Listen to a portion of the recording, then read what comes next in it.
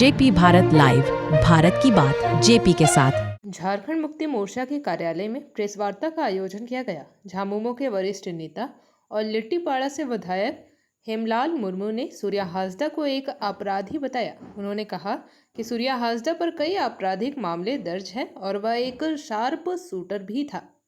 हेमलाल मुर्मू ने कहा कि संथाल परगना क्षेत्र में सूर्या हांसदा का आतंक था। यहाँ तक कि पूर्व विधायक लोबिन हेम्ब्रम भी उसके क्षेत्र में जाने से कतराते थे। उन्होंने कहा कि सूर्या हांसदा का आपराधिक इतिहास वर्ष 2003 से शुरू हुआ और उसके बावजूद उसे कई राजनीतिक दलों ने टिकट दिया।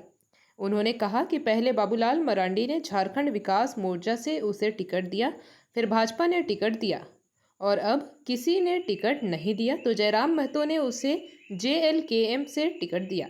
हेमलाल मुर्मू ने स्पष्ट कहा कि सूर्या हांसदा एक अपराधी था और लोग उसे अपराधी के रूप में ही जानते थे और आगे भी ऐसे ही जानेंगे।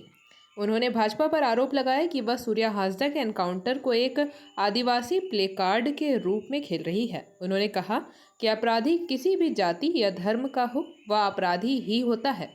सूर्या हांसदा के आपराधिक इतिहास को लेकर झामुमो ने एक PDF भी साझा की है, जिसमें सूर्या हांसदा के खिलाफ अलग अलग जिलों के अलग अलग थानों में मुकदमे दर्ज है। इधर कुछ दिनों से भारतीय जनता पार्टी के द्वारा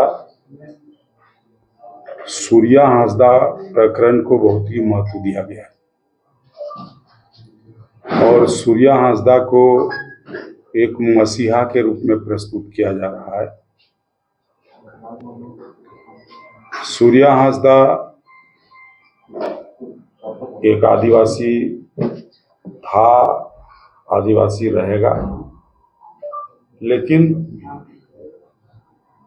भारतीय जनता पार्टी इसको एक आदिवासी कार्ड खेलने का प्रयास किया। हम यही कहना चाहेंगे कि अपराधी चाहे किसी भी जात का हो, किसी भी धर्म का हो, वो अपराधी होता है और सूर्या हांसदा अपराधी था और अपराधी के तौर पर लोग उसको जानता है और जानेगा।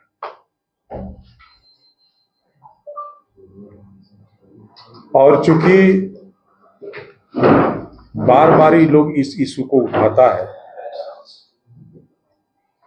कि सूर्या हांसदा का गिरफ्तारी देवघर जिला में हुआ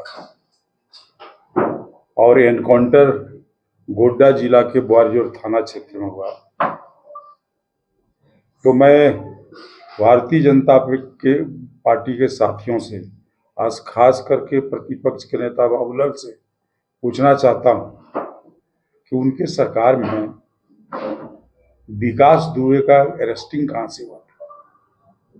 मध्य प्रदेश से हुआ था और उनको कानपुर के नजदीक ठोका गया था। अतीक अहमद को साबरमती जेल से लाया गया गुजरात से और इलाहाबाद के नजदीक में उसको ठोका गया। ये सारी बात ठीक है।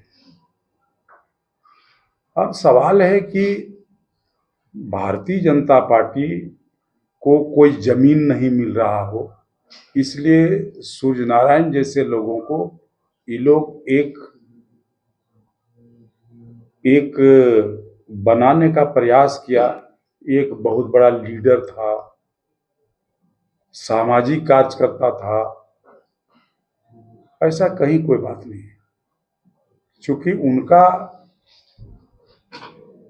माने क्राइम हिस्ट्री